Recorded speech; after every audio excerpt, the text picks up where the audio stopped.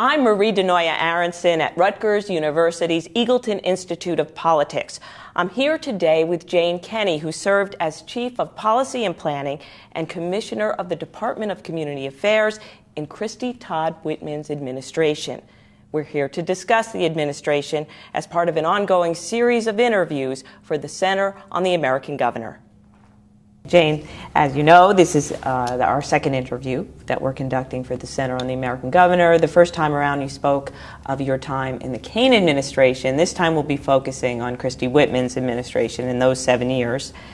But we'd like to begin with your beginning. So your entree into politics, you were studying for your PhD here at Rutgers, right? Yes, I was, and I had all my coursework completed. At the time I had a child who I was told by her dentist was dentally mature, and she was going to need braces. I never forgot that phrase. And so I decided to look outside, take a leave of absence. And just coincidentally, Chris Daggett, who was then Chief of Staff for Tom Kaine, Deputy Chief of Staff, called Rutgers Graduate School of English looking for a writer, of all things. And so the man that was the chief person for the English department at the time, his name is Barry Qualls. He's very involved in Rutgers now. He's one of my favorite people. He came to me and said, "Why don't you go work for Tom Kaine? You can go to Drumthwacket." And of course I had no idea what he was talking about, but I did begin as a writer. It was really a glorified answer of letters in the governor's office in the Kaine administration. It was on the third floor. It was called the mailroom. I used to call it the sub-basement because of my literary background, and people that really had very inconsequential jobs worked in the sub-basement, and began to answer letters that constituents wrote to Tom Kaine. So the fact was that he had wanted every single person to get an answer to a letter, and that was one thing. And then another thing was there was a plan to automate the offices. And I thought, oh good, I'll learn how to use a word processor, and then I can write my dissertation on a word processor instead of a typewriter, which is what we were all using in the early 80s. So I went to work for Tom Kaine and quickly got hooked. Little did you know, I assume you never went back to your dissertation? I never did, no. I took a leave of absence and I never went back. Politics was very compelling to you right away once you began to work? Yeah, I think that, certainly small p politics and the fact that you were influencing people's lives every day with decisions that were made. And I could see it firsthand because being in the governor's office, even though it was the mailroom, we just got asked all kinds of questions, issues of concern, people that would write letters, and a lot of them were very compelling about some of the issues that they were facing in their towns or in their neighborhoods, whether it was environment or health or municipal issues. It quickly became obvious that decisions that were made in the state affected people's lives every day, and I had been walking around blissfully unaware of that, for my first couple of decades of life, and the introduction was a very big eye-opener for me.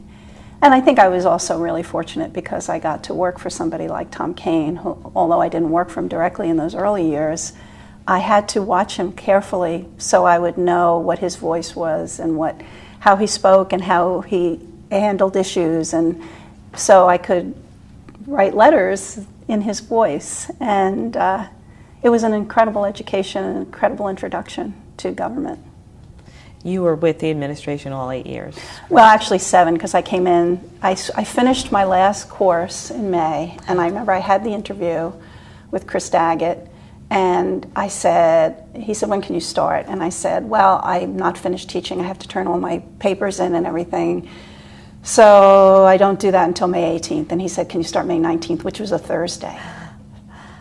So there was a desperation about getting some of this stuff done. It wasn't, he really saw that need and knew that Tom Kaine, he went out, Tom Kaine wasn't going out in the public a whole lot then. I don't know if you remember his first year, he had a bad back, he was in the hospital for a while.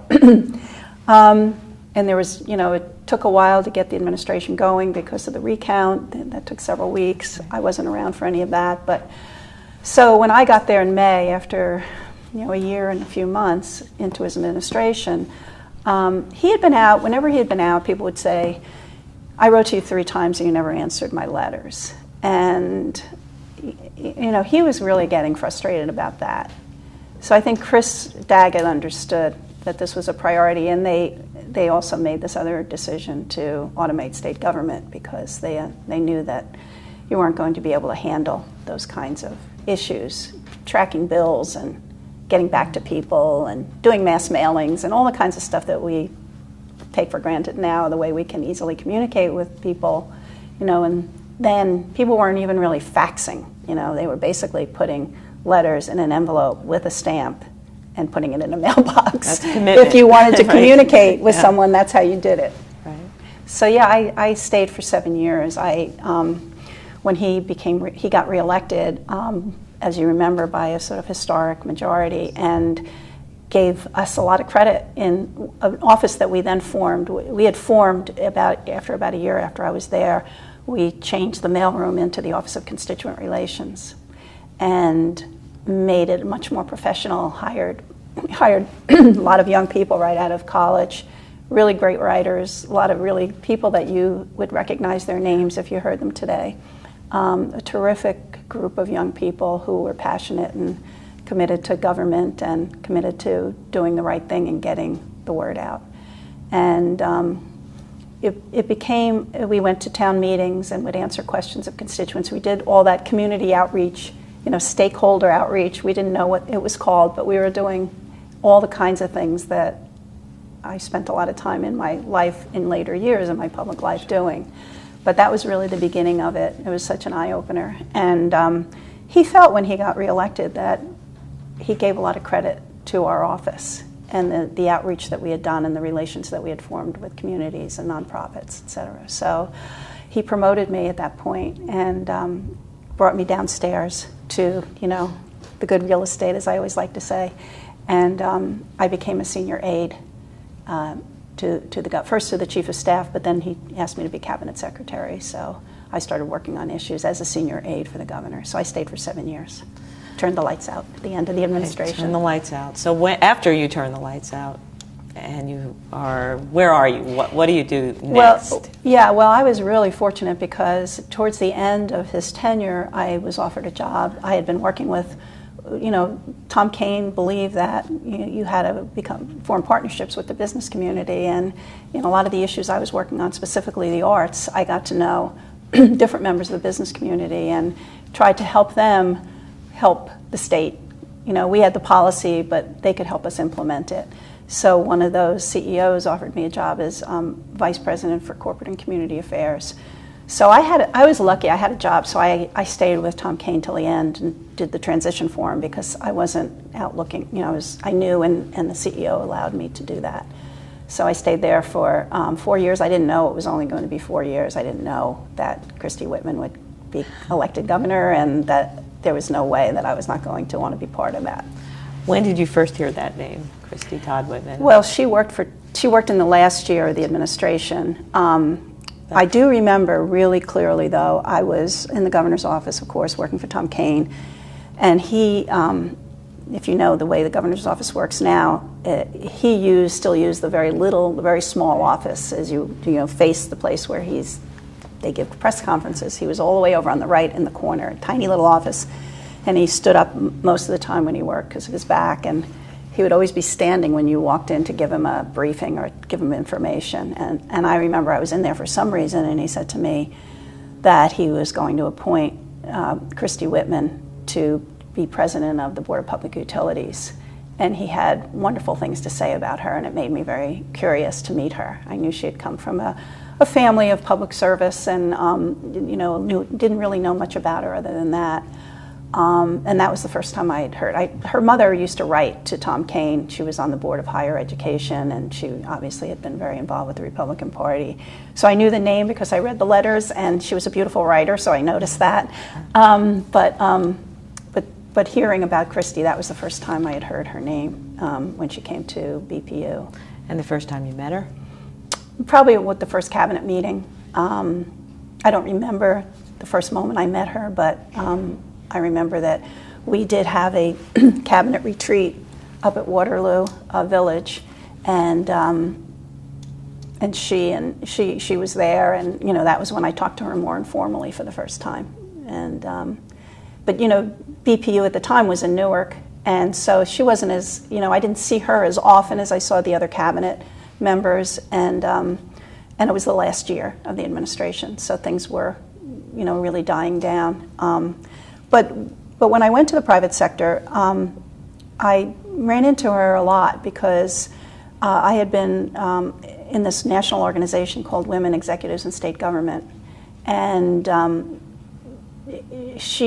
we supported it in my private sector work, and because I reported to a CEO, I could still be in it. So they would often invite prominent women or women of interest to come and speak, and I'd be somewhere else in the country, and she'd be there, and so we got to we used to talk, and I used to I just remember always thinking how well she handled herself and how well she was received wherever she spoke. People really enjoyed her and her story. And then I remember the day she told me one day, I ran into her somewhere, and she told me she was going to run against Bill Bradley for U.S. Senate. For U.S. Senate, and I was like, oh, why are you doing that? I just why? couldn't. Well, because Bill Bradley was such a popular senator, and everybody knew him.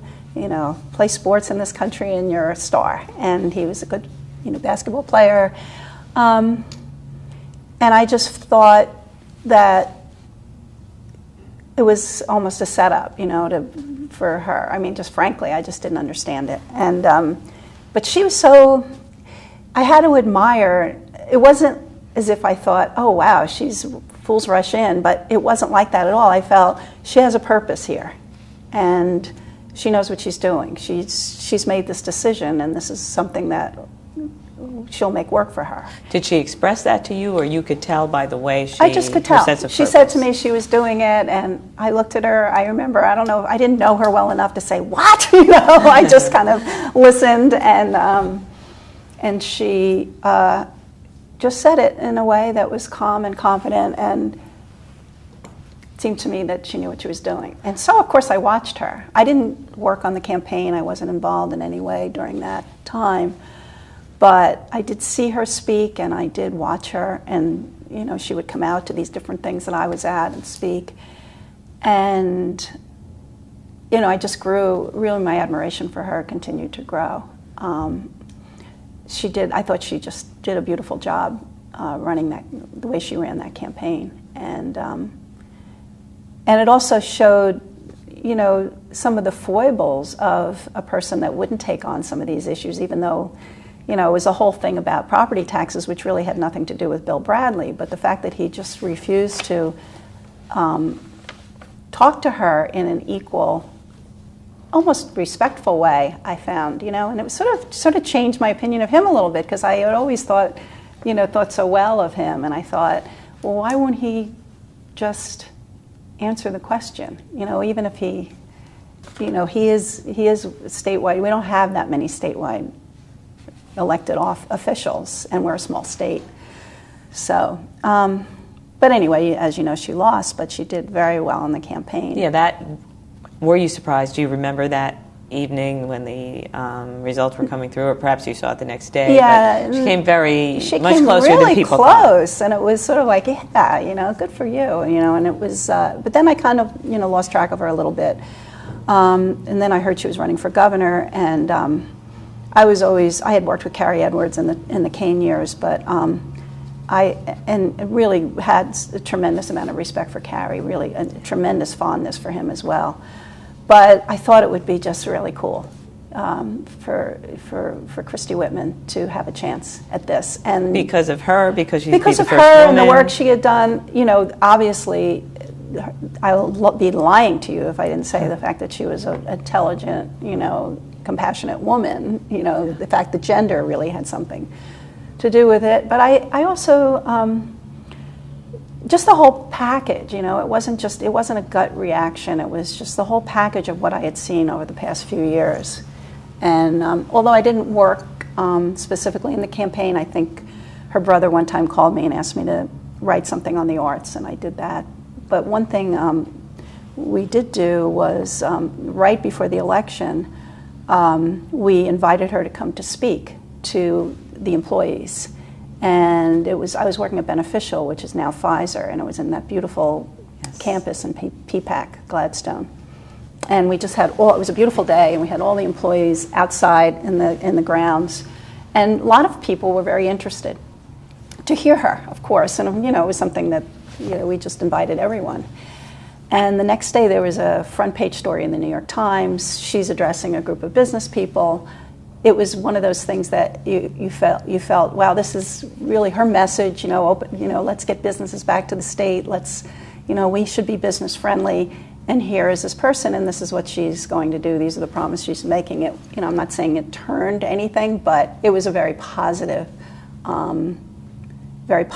moment for her. And I think that she, and I just felt, wow, this might happen. I didn't really know, I didn't know, but I just, for the first time, I started thinking maybe she would win. Was that when you first started thinking, maybe I want to be part of this? No, I just didn't know that. I didn't know that well enough. I just thought, I was just so excited, and I didn't think of myself in it. It was just more, this would be great. And I remember talking to people, and especially, the people that worked in the company I worked, and they just kept saying, she doesn't have a chance. And I said, she does have it. I used to argue with them and say, she does have a chance. She's a very solid candidate, and she does have a chance. And, it was kind of interesting that it started, people really dismissed her outright when she was running, that people that I knew. What do you think that was about? Well, Christy Whitman wasn't an insider in any way, shape, or form. And we'd never had a woman governor. I think, I do think gender always plays a role. I don't like to overemphasize it, but I think that it's uncomfortable for people to not have, the people that have been in charge, not to have the familiarity and to know the people that they're talking about. And then the backing of the party. I mean, she didn't even really have much support from her party. So if she did get, and I think there was a lot of comfort even in Trenton with even the Republican, the Senate and the different members of the legislature who felt that they understood Jim Florio.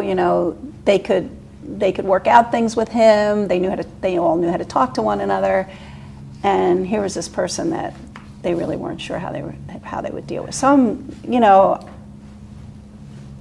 this is kind of where I think things were at the time. But as you know, she did win, and I kept working. I kept my head down, and I had my corner office and stock options, and I just kept my head down. I had 2 small kids at the time and a very young 12-year-old, so I was 3 kids.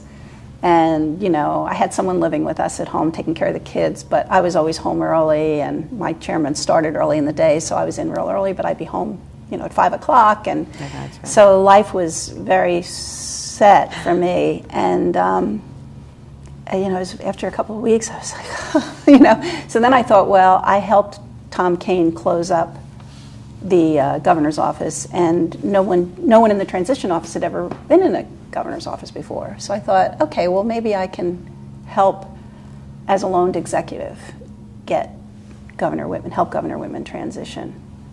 And so the CEO said, of course, and so I would drive from PPAC down to Trenton 3 days a week and start working. And Judy Shaw, became the first woman chief of staff, and Peter Venero had just been named that they would be in those roles. Yes. But none of the cabinet had been selected. I believe not long after I went down there, Debbie Poritz, who became the first female attorney general. But really it was just Peter and Judy and a lot of people from the campaign that were helping with the transition. And so it was, and Christy Whitman wanted to do listening sessions, so we would just bring people in and do these roundtables on health or energy or pollution or, finances, and creating separate things. And it was very So are you on a volunteer? Totally volunteer. Okay. I'm just going down there. I showed up in the mornings. I did whatever anybody wanted me to do, and started to get to know Christy Whitman again as governor-elect. And it was just really fun. I realized that, I just really like this. Had you missed it, you think? I don't know. I don't miss. I'm not. I don't so much miss things. I'm not like that. But I think that there was that excitement, and there was a double excitement because here was this. She's a woman. She's very different from anyone I'd ever worked for. She's not that much older than I am. I mean, it was almost like generationally, we were similar.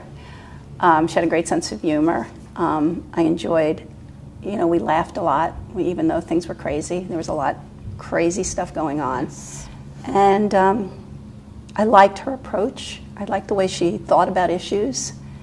She was serious, but didn't take herself seriously.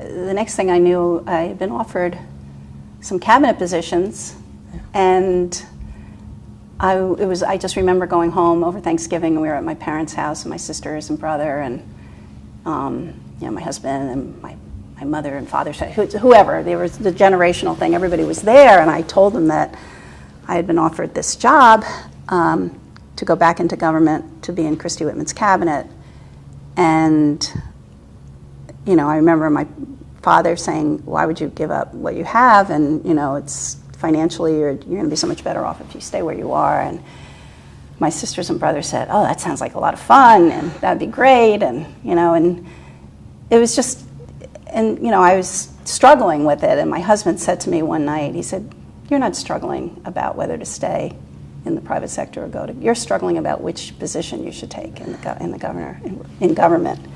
And I realized he was right, and I just really wanted to do it. And I was worried because I had these little kids, and I had this wonderful woman who lived with us. She actually stayed with us for 7 years. But I remember saying this to Christy Whitman when we talked about it, and she said, "Well, I'm just going to kick you out at the end of the day. There's no reason why you have to stay late. You do your job, you go home, you be with your family. Family's really important. I'll kick you out if I see you're still here." So she understood my concerns, but there was no way. And I wanted to be when Chief of Policy and Planning was one of the offers. That was the one I took because I thought working next to her in the governor's office is what I thought would be the best thing and what I wanted to do. And I talked to some people who had done both, like Chris Daggett had been in the governor's office, and then he went to DEP as commissioner in the Kane years, and Mike Cole had been in the AG's office, as you know. I mean, he had been chief counsel for Tom Kane in the second term, and then he went over to the AG's office and was AG.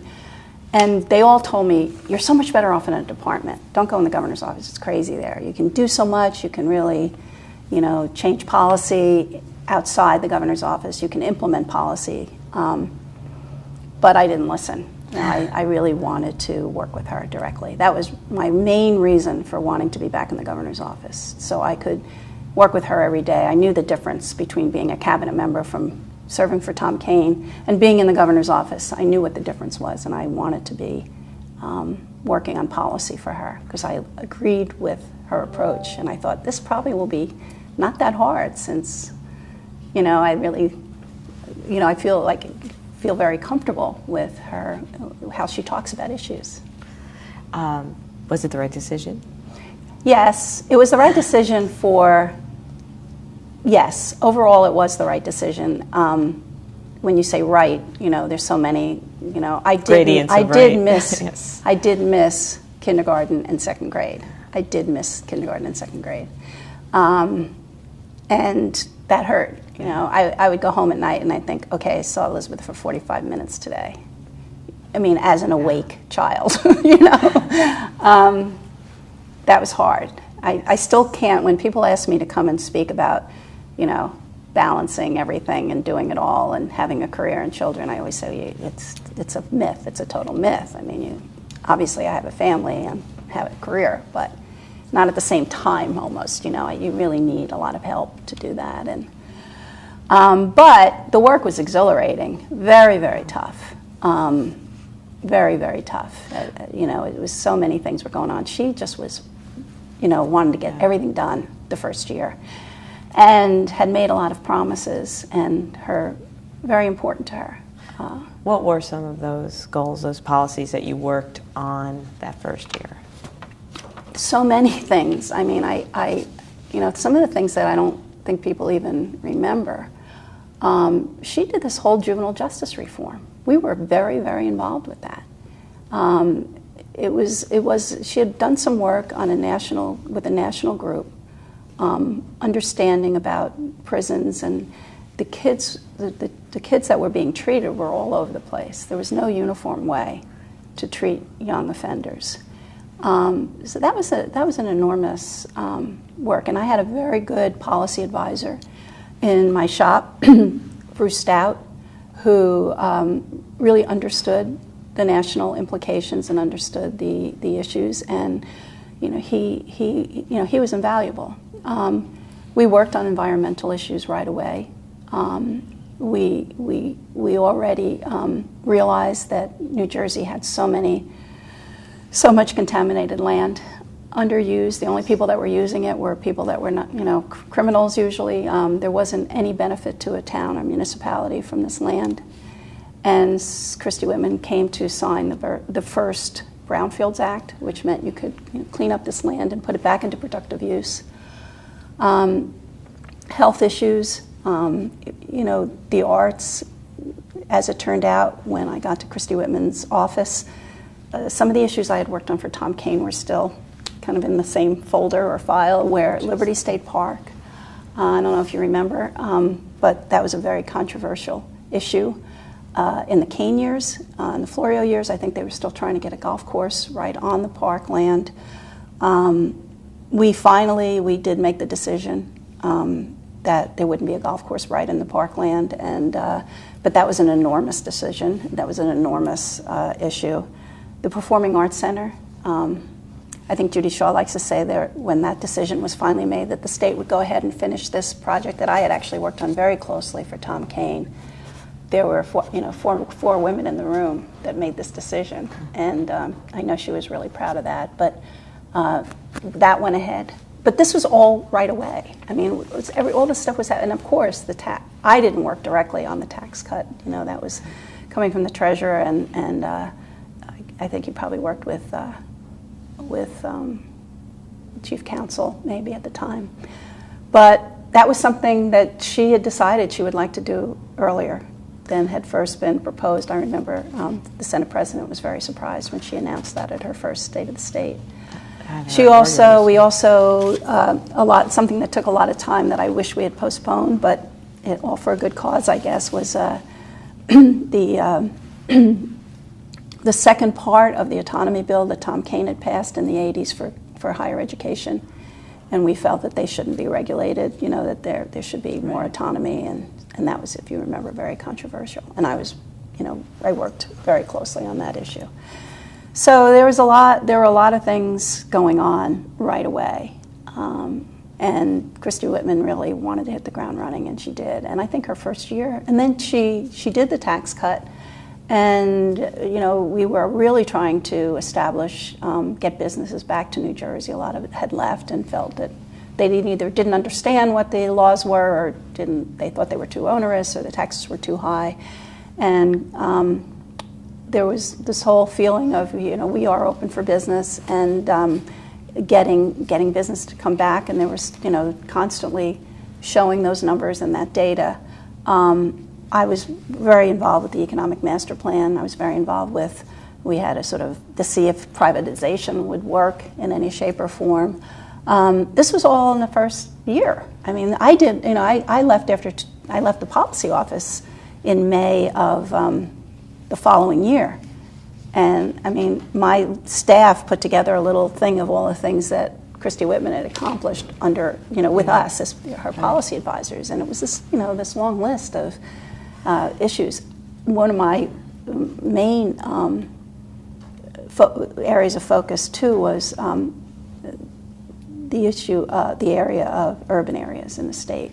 And the governor had asked me to put together this, we came to call an urban coordinating council. We felt that people were working in the cities, in our cities, from the state, giving state aid or state subsidies or grants, but the Department of Health didn't know what the Department of Environmental Protection was doing, and the Department of Labor was off at a different corner, and everybody was trying to help, and a lot of money was coming out of the state, but it was not always clear or coherent. And she really wanted the departments to work together on a plan that had been developed by the community with the mayor. So we basically said, if you give us a plan that has the church groups or the nonprofits and the mayor's support, we will get this group of people, and EDA would be at the table, and labor and health and DEP, and we'd all be there, and we'd say, how do we support what you want to do? And I mean, the results are still out there, and to this day, I will see some of the mayors are still there too, and I will see mayors, and they'll say how much they missed that work that we had all done together. Well, if you would, just briefly, a couple of the results that are still out there. Well, I think you were there when we did Long Branch. I was. Yes. It's amazing. So we thought that if we had some state aid as well as grants, there was so much potential there.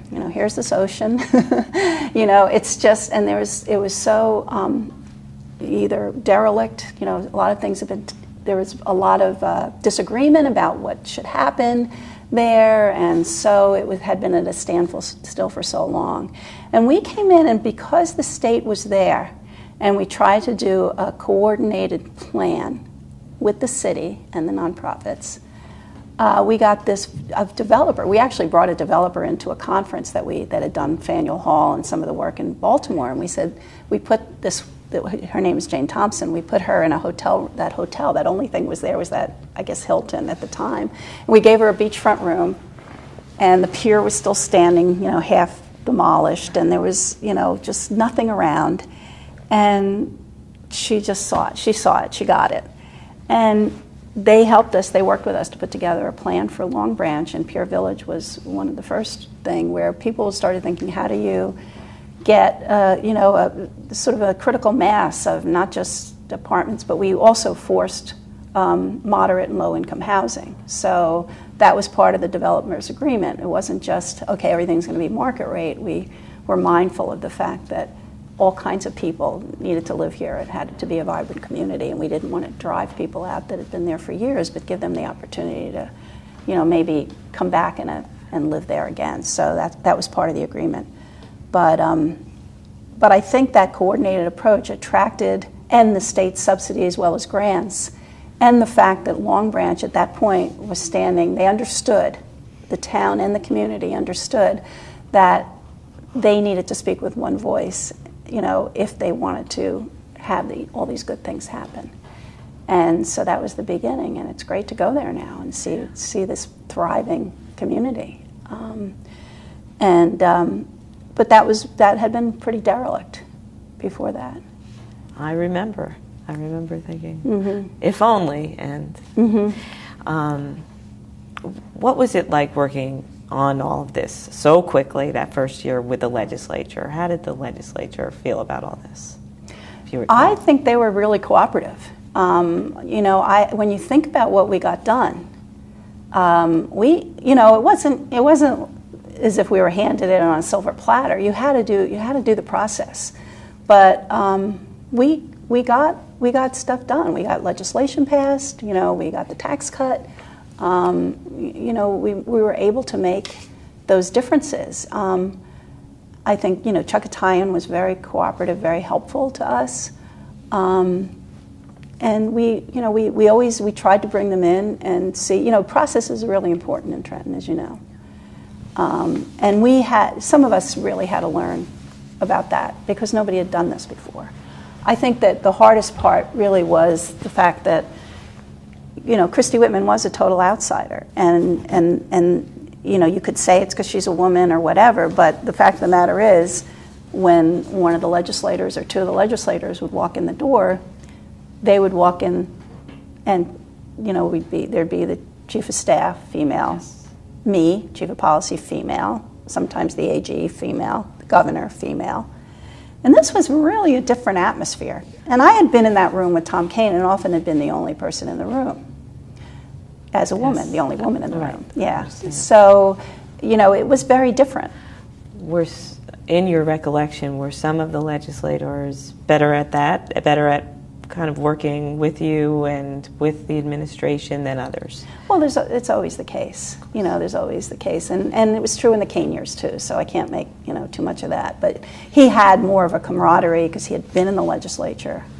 And he had that, he had paid those dues. And I think the legislature always respects the people that had been there. I think that there were a few women in the administration who had been legislators, and they had good relationships with some of them. But I knew a lot of the legislators. They were still there from the time I had worked for Tom Kean, and one of my cousins was in the legislature at the time. And he was in the Democratic Party, Bernie Kenney.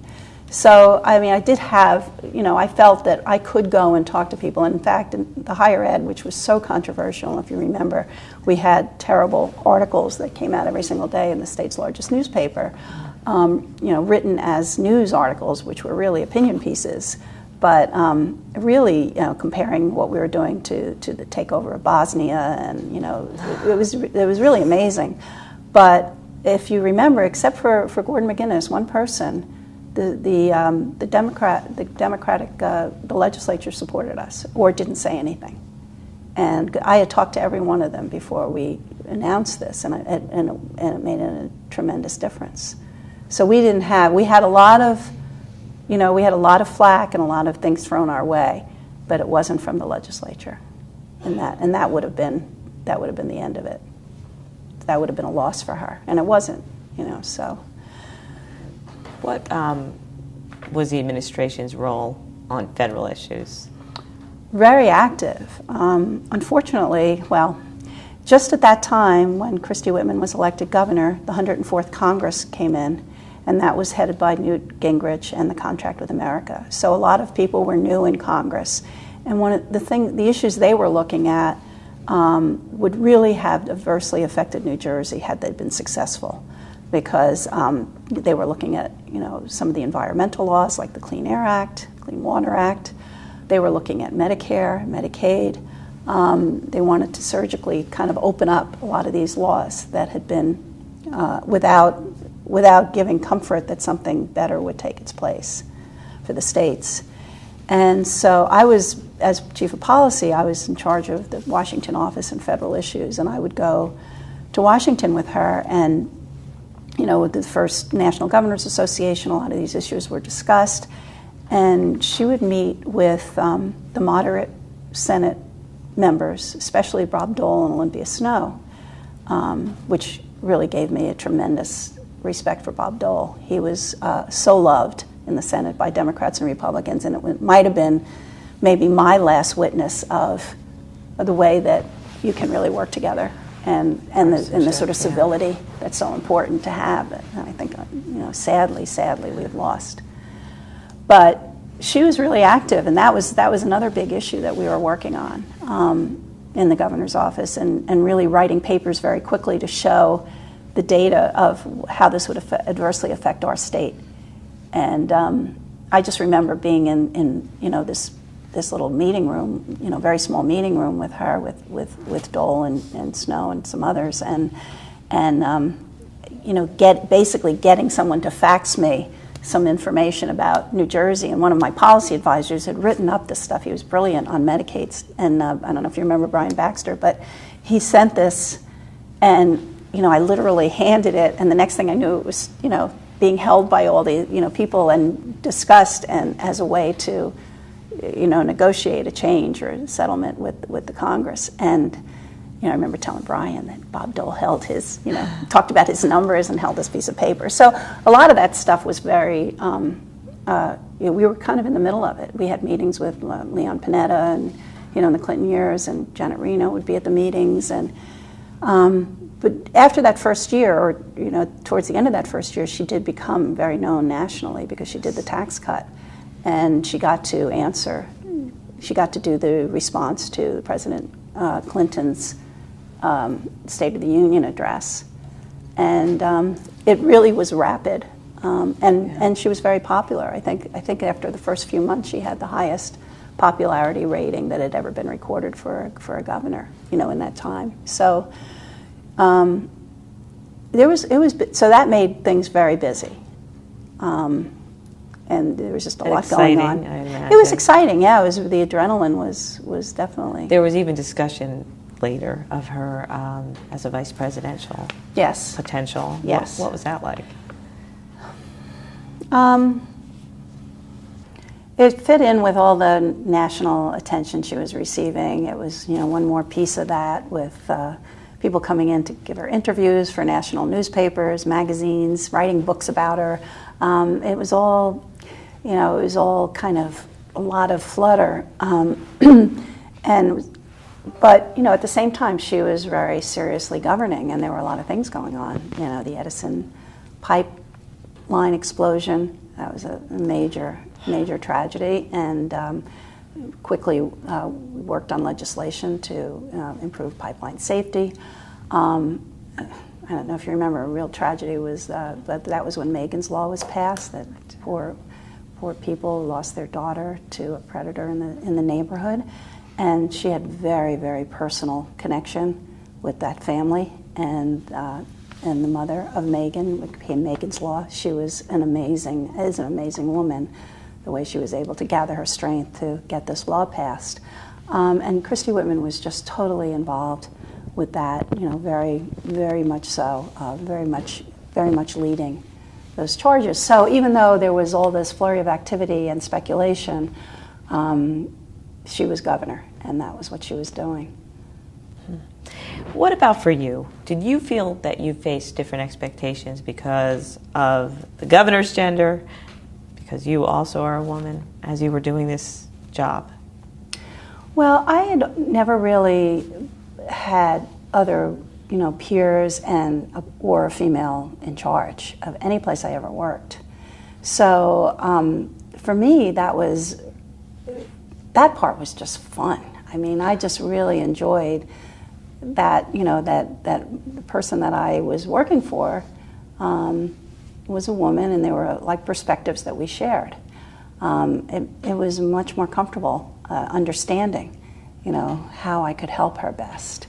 But at the same time, it was really important to have all the voices at the table, and that, to get the better product. So mine was one voice, so I was really more thinking of myself as a person that had been in the business world and a person that had been in the governor's office. And I felt that's where I could give her good advice and help.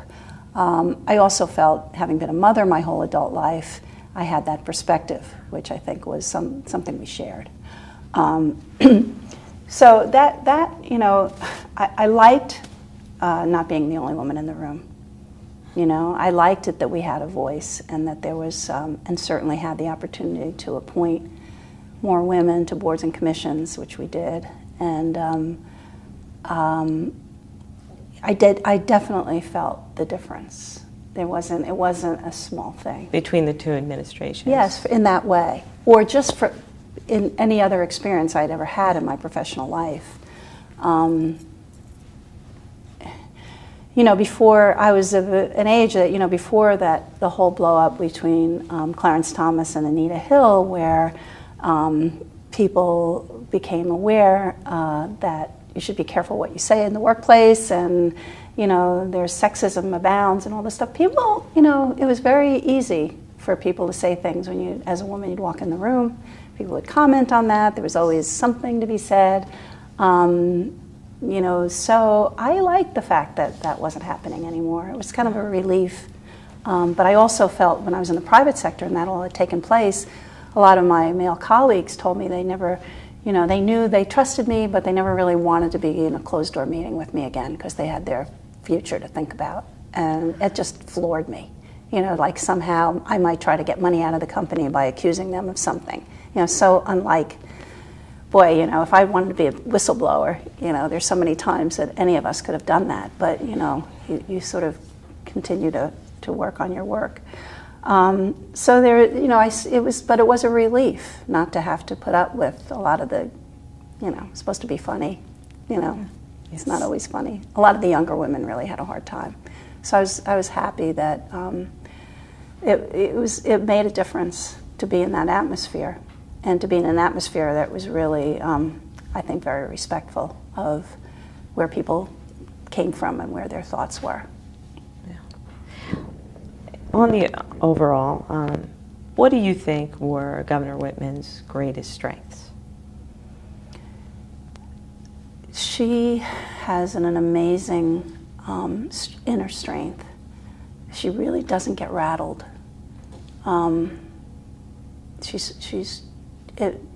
Crazy situations just make her stronger. She's very clear about how she feels about things. She's always willing to listen, and she's able to make a judgment, make a decision. She makes a decision based on the input that she gets from as diverse amount of people as possible. She really loves hearing people. You know, you'd be in the room and there'd be somebody that, you know, I might bring in one of the younger people on my staff, or somebody, you know, that had worked in the legislature for a while might have something to say, and she'd always kind of perk up. Oh, here's another point of view. You know, she really liked that. So I think that she was able to listen to a lot of different, sometimes conflicting information, but still make a decision based on her own moral compass. She has a very strong moral compass. Very compassionate. I think that I love the fact that she always took her work seriously, but not herself. That was really something I believed. I used to tell my staff, this is how we are going to be here. But I saw it in action with her. So she has a lot of strengths. I think that her, she was a very good governor, and she got a lot done. She really cared about the people she was working for and with. Had a lot of respect for all kinds of people. What do you think were some of her greatest accomplishments? Well, I believe, I'm prejudiced, but I really believe the work that we did in the cities was an accomplishment, but was so balanced by that whole idea of let's preserve land, 1 million acres, and the fact that we live in this densely populated state, and how can we make sure that businesses like to be here, and that people can thrive, and that people can prosper, but we can be healthy, and we have places to recreate, and that we preserve something that once you lose it forever. So that balance between working on contaminated brownfields and building up Long Branch and the city of Elizabeth, and the work we did in New Brunswick, and Perth Amboy, and some of the Asbury Park, some of the stuff that we were doing there, it was all also aided by the fact that we're trying to take the pressure off our green space and preserve that land. And some of the things that went into that were, we started not just the Brownfields Act, which was the first in the country, but transit villages, where you start to encourage people to live near where the public transportation is. And what are we hearing now? That more and more people would prefer to be walking urban. You'd like to be able to, as you age, or younger people, you'd like to be able to be near mass transportation, so you don't always have to be stuck in a car going somewhere. And that was new. When we did housing, when I got to be Commissioner of Community Affairs, we did a lot of affordable housing, but I always believed that you have to do market rate and affordable. You do affordable, you do moderate, you do market rate, because you don't want to have a segregated economy. You need, obviously, market rate people to go out and occupy the shops and the restaurants, but people need a place to live in the state. And we talk about affordable housing. If you just think about it, close your eyes for a minute and think, you want your children to be able to live in your state. That's what, it's not for some other people. It's for our people, all of us, people in the state that might not be able to afford housing. You don't want them to have to leave here. So a lot of these issues were very passionate for her as well, and I was passionate about it. So I think that those two things together, there were a lot of other, I think a lot of the other reforms that took place and some of the legislation, so many important things. I know the tax cut really spurred businesses to come here and made people feel better about living in the state. Some of the financial issues, I think, were misunderstood at the time, maybe not explained as well as they could have been. Hard to understand, but the financial community believed in it, and the rating and the pension bond issue, and the rating agencies did too. We always had a superior rating. That is something that should have been looked at every year, but she left not long after that, so I think that was too bad that she left before she was finished being governor.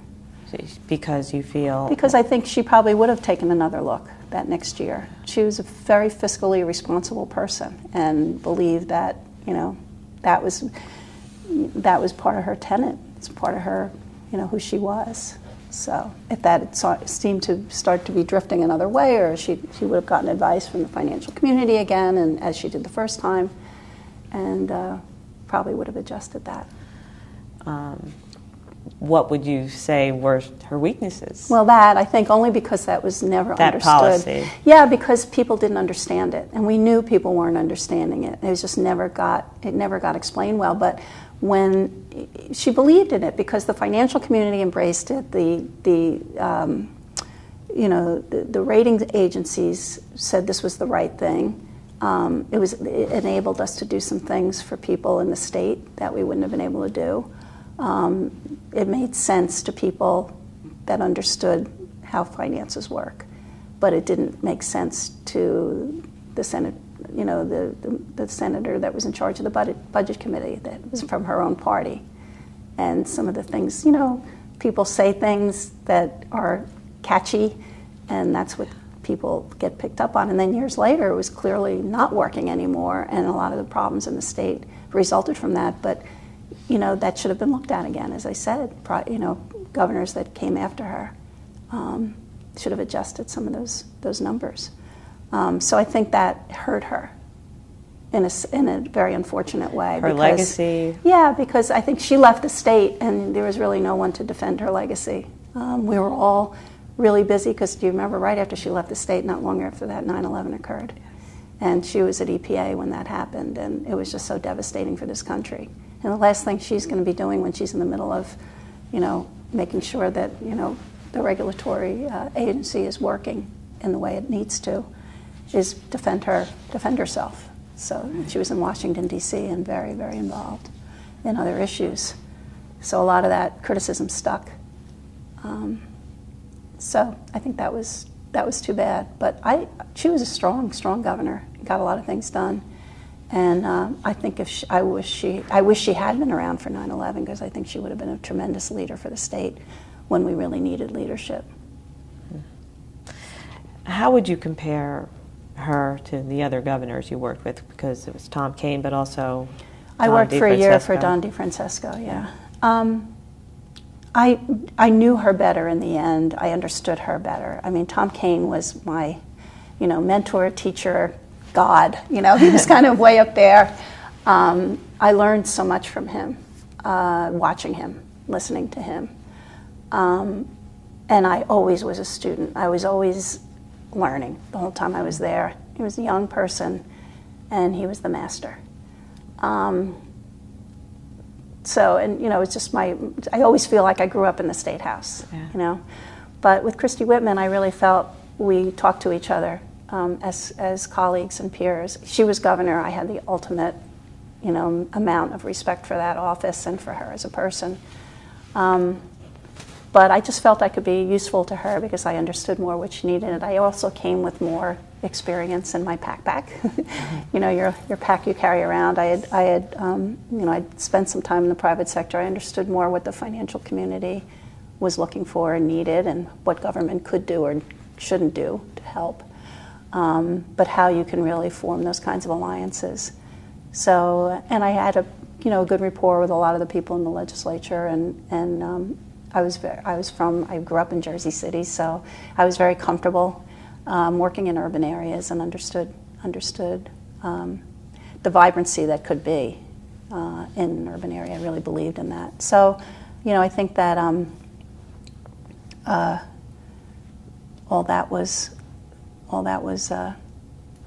it was a difference for me. And I think, but in terms of governing and in terms of their issues, they weren't very dissimilar. We're odd in this state, and we still are a little bit, because most of the Republicans in this state are much more moderate than the national Republicans. It's getting more and more ridiculous, as we know, the divisions. But Tom Kean was a moderate Republican.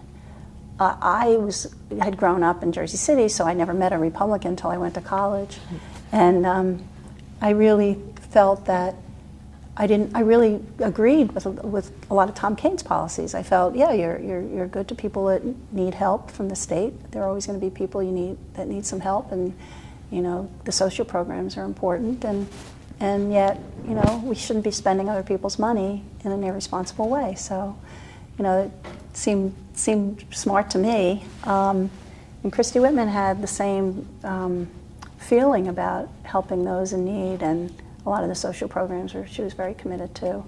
And certainly the fact that she was so interested in urban areas and making sure they thrived. And we got, the work that I did for her in Camden, we just got so close to doing something meaningful down there. And that was really a shame that all fell apart after she left.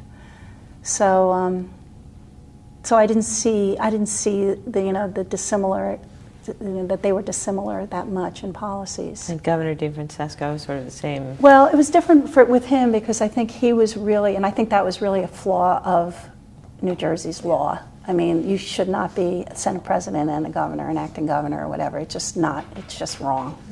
And I could see that doesn't work, because you can't, we have 3 branches of government. And he was definitely a legislator, and that's where he came from. And I think governing is just a different experience. And I know anybody that's gone from one to the other will say that. They'll spend time in the legislature, and then they'll be in a cabinet position or be a staff person in the governor's office or whatever. And and I'll always joke with them and say, ha, now you have to take responsibility for what you're doing. Just kidding, because we always felt the executive branch, you really have to, if you say something as governor, this powerful governor, you can, you can influence policy right overnight. And yet, in the legislature, you can sort of back a bill, but then not really want it or care about it. So I think it's a very different set of standards that you bring, and I think it's impossible to do both jobs. Impossible. So that was a very different experience, and I didn't particularly care for not the person at all, but just being in that predicament that here, you have somebody trying to run the legislature and governing at the same time. I don't think it's workable. Did you experience yourself as part of historic change, achievement, in your role with Governor Whitman? Really, in the beginning, a lot. I mean, it just was very heady in the beginning to feel that, here we had the first woman governor, and the attention, obviously, was exciting. And the fact that she always felt, okay, it's good to get the attention because we can get more stuff done in the state. People, you're more viable, people take you more seriously because people are paying attention to you all around. And yeah, just being right there was fun. Plus, one of the most fun things that I did was, I think her second address, her second State of the State, we did at the Performing Arts Center. We all sat on the stage. I always wanted to be on that stage. I just didn't know that was going to be in a chair listening to it for speech. So that was really fun. And yeah, you did feel that it was historic. I did. I personally did. I was very, very, very, very excited when she got elected, and I told this story so many times, but I woke up my daughter, my middle daughter. My older daughter was away at high school, but I woke up my middle daughter, who was, I think, 5, and I said, Elizabeth, we have a woman governor. And she says, is that good, Mommy? And then my son was, can men be governor too? So it was really meaningful to me, very exciting that there was an opportunity for women in this way. And all the women that we could appoint, that we could look at. It was always interesting to me because wherever I have ever been, they'd say, we'd love to appoint women, we just can't find any. We had no trouble finding people. The people we knew were women, professional women that had great experience in different things. We knew them. So we could bring in those people to help. Once Governor Whitman left office, we've talked a little bit about this, but what happened to the changes in policy and personnel that had occurred in her administration? What happened after she left office? After she left, did they go back to, we haven't had a woman governor since then. Do you think that her approach to governing created a change that's sustained, or do you see it as? I haven't really seen that happen. I think what happens with, and to be fair, I think it happens with every governor. A governor comes in, and if they're lucky, they have 8 years. They usually do in this state. I think Governor Florio was the first one that didn't. They put their policies in place, and some of them do last because they become law. There's certainly an approach, a policy approach that might every governor is entitled to put his or her own people in, and do things in usually his own way.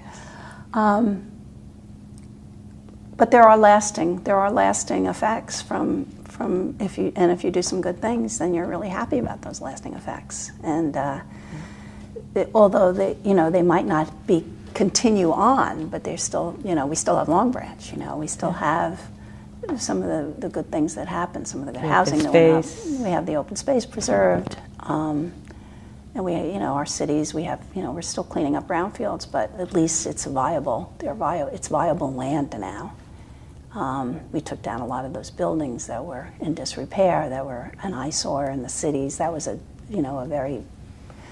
that was something that changed the face of the lands. Yes, tangible. Very tangible. So there are things, the juvenile justice reform I mentioned earlier, the fact that we still have a pretty intact Medicaid system in the state. I don't know what's going to happen next, but there are things that you work on and can stay. But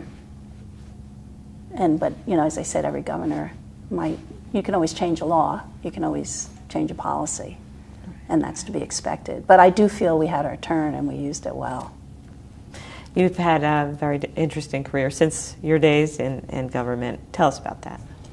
Well, I stayed in government a little longer. I went to the Environmental Protection Agency in Region 2. I became regional administrator right after 9/11.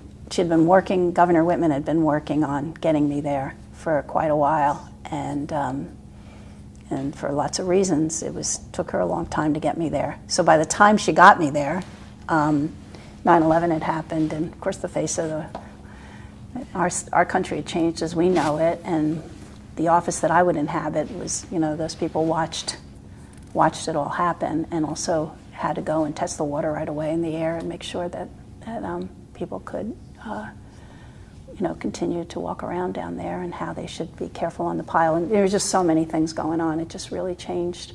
So it was, I got the call from the White House in the middle of October 2001, telling me President Bush wanted to appoint me to the Environmental Protection Agency.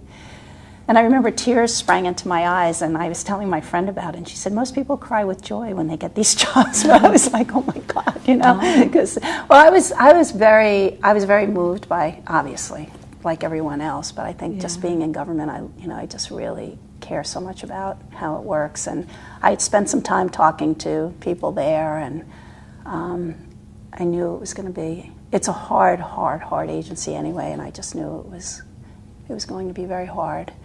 But, and when I first started going to New York every day, I had a special pass to go through the Holland Tunnel. I'd be in the tunnel by myself. I would drive in. A lot of the trains weren't working still. And I would, usually that trip would take an hour. That trip would take me 35 minutes door to door. I'd be sitting in my office watching the sunrise over the East River, and you could finally see the sun setting over the Hudson because the buildings were gone. And years that the fires, the pile was still burning. There was a smell of chemicals in the air. There was water everywhere. It was like a ghost town. The first thing that the people did when I got there in the Human Resources Department was fit me with a gas mask because I was taking a tour. And the guy was practically crying that did it. He said, "I never thought I'd have to do this to a regional administrator. I never thought I'd have to." And we were in a golf cart going around what used to be the busiest part of New York City, going around the footprint of the World Trade Center and what had been there, and talked to the people that were working on the pile. And they set up a tent very quickly with the Red Cross and the Salvation Army and for the workers. And it was so much of the energy of that agency was going towards that. So that was a very enormous managerial problem because there were so many things to do. I went to a woman that I had worked with very closely, retired recently, and I felt so good because she talked about all the different RAs regional administrators that she worked for, and she said, when she got to me, she said, "Jane got us back on our feet and got us to show that we had to continue with our work," and I just felt very gratified that that she felt and others felt I could do that because it was just such a tough time. But we also were working on the Hudson River, and then there were a few other things, and the White House was pretty involved with some of the things we were doing, and so Governor Whitman really wanted me there because before 9/11 happened, she felt that I don't know, it's such a complicated story, but it was GE was supposed to clean up the Hudson River. A lot of PCBs had been jumped in the river, and there was a fight going on for about 25 years. And I got to, and it looked pretty bad at that point because EPA was being rather heavy-handed, shall we say, with GE. So GE had a lot of ammunition to say they're not being fair with us and they're not working fairly with us. So I was able to go in and work with them on that and got to sign the record of decision to ask. And I still get calls from EPA when they say, "Guess how many PCBs were removed? This is really a legacy." Even Lisa Jackson told me, that Christy Whitman and I should be proud of that. So, I think it was very, very meaningful work. And I really loved the people I was working with. They just were fabulous.